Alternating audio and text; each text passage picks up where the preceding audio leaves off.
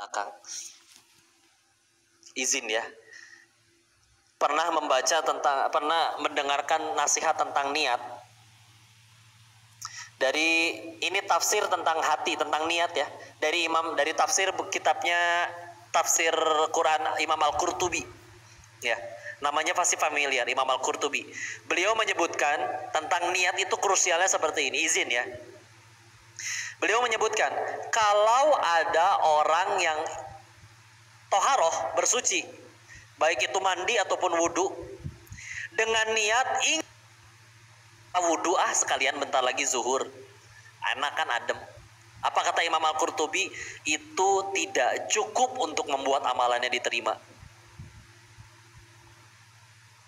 Kata Imam Al-Qurtubi ya, bukan kata saya. Beliau melanjutkan, kalau ada orang yang jadi imam, terus ketika ruku, kalau ruku kan kadang kelihatan yang di belakang ya. Oh, ada yang baru datang tuh mau masbuk, lagi jalan, lagi lari menuju ke jemaah dari pintu. Dan si imam dengan sengaja memperlama rukunya supaya dia bisa masbuk. Karena kita tahu ya, kalau dia ikut ruku, kan dia nggak usah ngulang rakaat. Ya, baik, tujuannya baik. Tapi kata Imam Al-Qurtubi, kalau dia melakukan itu tidak boleh dilakukan. Kata Imam Al-Qurtubi, kenapa?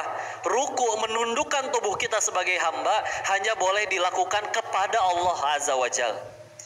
Dan kita menyelipkan ada niatan untuk selain Allah, untuk makhluk, itu dilarang oleh beliau. Ya, bahkan beliau menyebutkan, kalau ada orang yang puasa dengan niat untuk kesehatan lambungnya, walaupun sekalian Senin Kemis, beliau menyebutkan itu pun belum cukup untuk membuat amalannya diterima. Ngedengar penjelasan ini dari guru waktu itu, ya Allah, berarti amalan saya yang mana yang diterima ya Allah. Pak, Bu, suka susu sapi murni nggak? Suka ya? Susu sapi murni suka? Kalau izin, di susu sapi murninya saya campurin tai sapinya 1 sendok mau? Setengah sendok lah, Bu. Saya aduk biar nggak kelihatan, masih nggak mau? Masih. Oh, berarti kita aja pengennya yang murni. Terus kita jadi hamba Allah, diciptakan untuk beribadah, ibadahnya kadang ada niatan lain.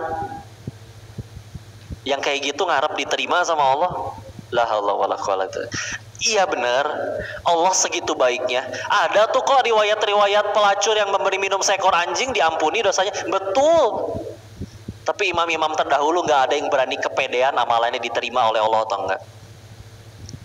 Bahkan Imam Al-Ghazali dalam kitabnya Ihya Ulumuddin, beliau menyebutkan salah satu dosa besar yang paling tidak terasa adalah merasa diri ini sudah aman dari azabnya Allah. Kan udah ikut ngaji kok, kan udah 5 waktu, tadi malam juga tahajud, yakin diterima? Itu dia. Dan ini ketika ngelakuin satu amalan bukan untuk Allah, itu bahayanya riya, benar-benar demi Allah. Karena kenapa? Kita ibadah, yang layak diibadahi hanya Allah, ibadah ngarap surga, yang punya surga Allah, yang punya hak masukin ke surga Allah. Terus kita ngelakuin amalan bukan untuk Allah. Di hari akhir Allah suruh, sana kamu ngarap surga kepada orang yang kamu ibadahi, kepada zat yang kamu ibadahi.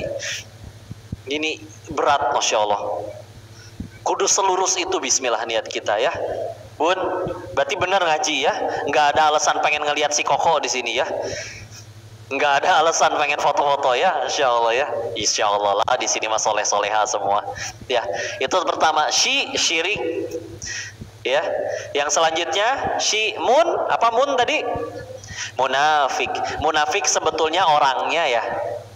Karena nama sifatnya adalah nifak. Kalau secara lugawi, secara bahasa itu seperti lobang-lobang di tanah tuh. Kalau di game mainan anak-anak yang kalau di time zone nanti ada keluar tikus, ntar kita pukulin satu-satu. Nah, itu juga termasuk nifak secara bahasa. Tapi kalau sudah secara istilah, secara kaidah syar'i, maka Rasulullah menyebutkan cirinya. Insya Allah semuanya hafal.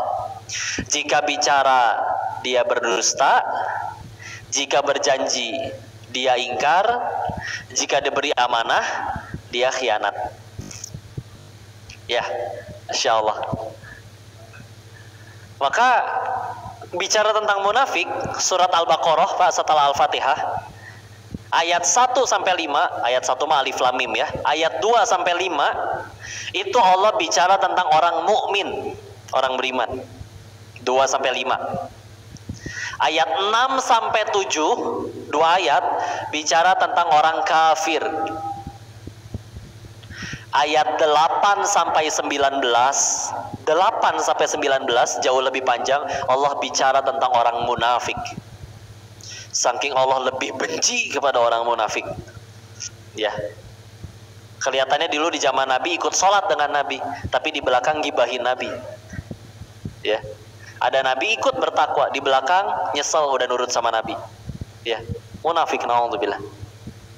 Cirinya gampang ya. Bicara dia dusta, janji ingkar, diberi amanah khianat. Masya Allah. Dulu bahkan disebutkan ini ketika bicara dia gak akan ingkar. Karena kalau di dalam Islam tuh kejujuran luar biasa, Pak. Orang mukmin itu bukan orang yang gak bisa bikin dosa, bisa, Pak. Tapi orang mukmin itu disebutkan adalah orang-orang yang gak berani berbohong. Bapak tahu kalau di dalam ilmu hadis, kalau kita belajar ilmu mustalahul hadis, di situ ada syarat minimal ada 5 untuk menjadi hadis itu bisa menjadi sahih. Ya, ada 5 minimal syaratnya. Yang pertama, ittisalus sanad, bersambungnya sanad. Ya. Yang kedua, adalatul rawi, rawinya adil. Yang ketiga, betul rawi, rawinya hafalannya dobit, kuat. Yang keempat, tidak ada syadz. Yang kelima, tidak ada ilat. Kita sedang tidak bahas ilmu mustalah hadisnya ya. Tapi izin, di situ syarat yang kedua adalatul rawi, rawinya adil. Adil di situ bukan adil dalam bahasa Indonesia, Pak. Kalau dalam bahasa Indonesia, pisang goreng 4, orangnya 4, dikasih seorang 1, itu adil. Tapi kalau dalam ilmu hadis di situ, adil di situ maksudnya adalah termasuk dia menjaga dirinya dari perbuatan yang tidak layak. Ya. Seperti tidak jujur, sombong, oh itu jelas. Jangankan berbohong, Pak. Jangankan kadzab, pendusta. Melakukan sesuatu yang tidak dosa tapi menurunkan izzah pun, menurunkan kehormatan, itu tidak termasuk adil. Contoh, kalau Imam Bukhari hidup di hari ini terus nongkrongnya di warnet main game, kira-kira pantas nggak? Imam Bukhari main warnet nggak pantas. Padahal main komputer nggak bisa langsung kita hukumin dosa, bukan dosa, ya. Apalagi kalau misalkan browsing komputernya untuk yang baik-baik. Tapi seorang imam nongkrongnya di warnet, nggak masuk. Itu bisa menurunkan izzah. Yang ketika keadilannya turun, itu bisa menurunkan derajat untuk nggak bisa jadi sohih. Jadi hasan aja bagus di dalam ilmu hadis nih. Maka munafik itu gampang tuh berbuat bohong, Pak, ya. Bilang insya Allahnya beda dengan orang terdahulu. Kita, Pak, kalau nggak dengar, Pak ada acara nih jam 8, nyusul nggak? Insya Allah nyusul. Yang gitu yang biasanya nggak akan datang, Pak, ya. Insya Allahnya kita beda misalnya ya. Insya Allah nyusul. Duluan aja, duluan nanti insya Allah nyusul. Nah, yang kayak gitu biasanya. Ya, zaman dulu tuh Masya Allah benar-benar diupayakan. Karena itu dia ya. Karena untuk menjaga keutuhan sanad itu sampai sebegitunya. Ya, itu yang kedua, munafik. Syimun takabur. Orang sederhana ini dengan nyebut sombong ya. Nah, takabur itu cirinya apa kata Nabi? Ya. Beliau menyebutkan qala Rasulullah SAW bersabda yang maknanya bukanlah sombong itu yang berpakaian bagus dan yang lain-lain, tapi sombong itu adalah batarul haqq wa ghamtun nas. Apa artinya? Menolak kebenaran dan juga merendahkan orang lain. Kenapa? Karena bagi orang yang sombong, kebenaran itu adalah dirinya. Ya, semuanya serba tentang dirinya. Maka biasanya nggak suka dengerin nasihat, nggak suka datang ke pengajian. Kenapa? Karena di pengajian kita bicara tentang Allah yang maha benar, nggak mungkin salah. Nuraninya terketuk. Iya ya, benar. Tapi kesombongannya nggak terima ketika ada yang lebih benar daripada dirinya. Makanya nggak suka dengar nasihat, nggak suka datang ke pengajian. Ya. Nanti mulai lihat-lihat nih, siapa dulu yang ceramah. Nah, ini. Ya. Karena Insya Allah kita tahu ya, nasihat di dalam agama kita jangan lihat apa yang disampaikan, bukan lihat siapa yang menyampaikan. Unzur maqala wala tanzur man qala. Lihat apa yang disampaikan, dibicarakan, jangan lihat siapa yang bicara. Walaupun memang perlu ilmu untuk memilah-milah mana yang sebaiknya kita ambil jadi kebaikan. Tapi begitu ya. Dan Nabi perkuat, la yadkhulul jannah man kana fi qalbi mithqala dzarratin kibr.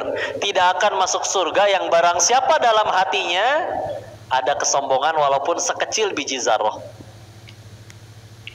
Kita minimal sehari baca 17 kali di dalam Al-Fatihah ayat keduanya. Alhamdulillahi rabbil alamin. Kalimat hamdalah itu apa artinya? Segala puji hanya bagi Allah, Tuhan semesta alam. Terus itu menunjukkan berarti bahwa di alam semesta ini hanya satu pihak yang punya hak untuk dipuji, yaitu Allah. Terus kita ngelakuin sesuatu untuk dipuji atau menyombongkan diri? Na'udzubillah. Ya, nggak bisa ya. Na'udzubillah. Kalau kita berusaha melakukan sesuatu untuk dipuji, berarti kita sedang berusaha mencuri haknya Allah untuk dipuji. Nggak bisa ya. Karena ini pun hati-hati ya, tidak boleh ada kesombongan. Di surat Luqman juga ya disebutkan wala tamshi fil ardi maroha. Jangan berjalan di muka bumi dengan